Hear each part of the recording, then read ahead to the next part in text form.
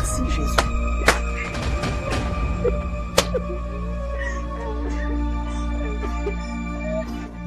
Junior!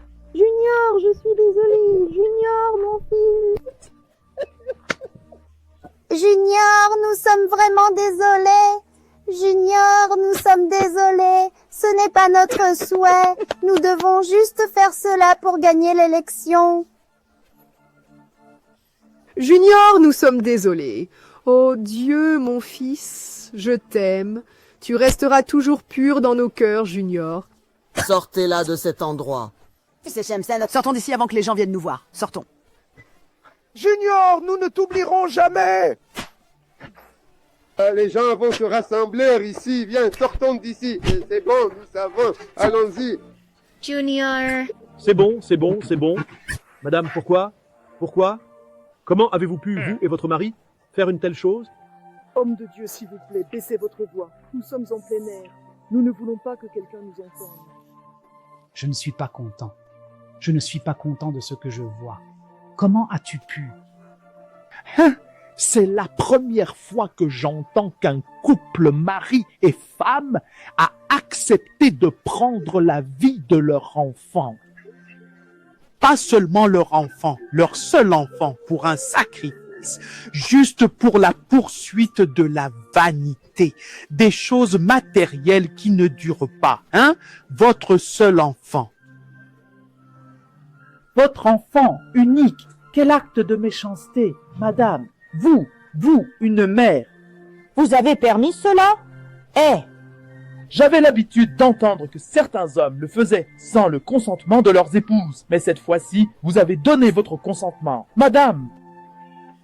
Oh, homme de Dieu, vois, ce n'est pas ma faute. Ce n'est pas ma faute. J'ai prévenu mon mari, mais il ne voulait tout simplement pas m'écouter. Il était tellement désespéré. Il voulait vraiment gagner l'élection. Il aurait dû écouter. Madame, vous n'avez pas assez essayé. Je vais devoir vous dire la vérité. Vous n'avez jamais assez essayé. Parce que si vous l'aviez fait en tant que mère, votre mari n'aurait pas fait une telle chose. Si vous aviez tenu bon et insisté pour que rien n'arrive à votre enfant, votre mari aurait trouvé des alternatives. Mais parce que vous vouliez être la femme d'un grand politicien, à cause des avantages que votre mari vous a dit que vous alliez profiter, vous avez eu l'esprit de sacrifier votre enfant. Un enfant que Dieu vous a donné gratuitement. Beaucoup de gens en cherchent un. Les gens en cherchent un. Il y a des gens qui sont mariés depuis des années. Ils n'en ont même pas. Et Dieu vous a donné non seulement un enfant, un garçon, un enfant mâle, et vous l'avez utilisé pour poursuivre des choses vaines. Maintenant, qu'avez-vous gagné?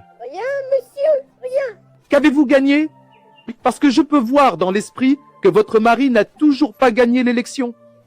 Oui, il ne l'a pas fait. Maintenant, dis-moi, quel est le gain? Qu'est-ce qui vous a fait penser que ses adversaires allaient rester les bras croisés à regarder? Sais-tu les sacrifices que ces gens font aussi? La politique est un jeu sale. Ce sont seulement les personnes très fortes qui survivent. Et maintenant, vous avez utilisé l'enfant que Dieu vous a donné pour poursuivre la vanité, pour poursuivre des choses matérielles qui ne durent pas.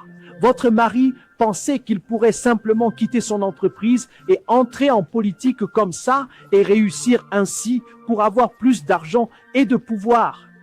Au lieu de gérer ce que Dieu lui a donné, la petite bénédiction que Dieu lui a accordée et de la développer pour qu'elle grandisse,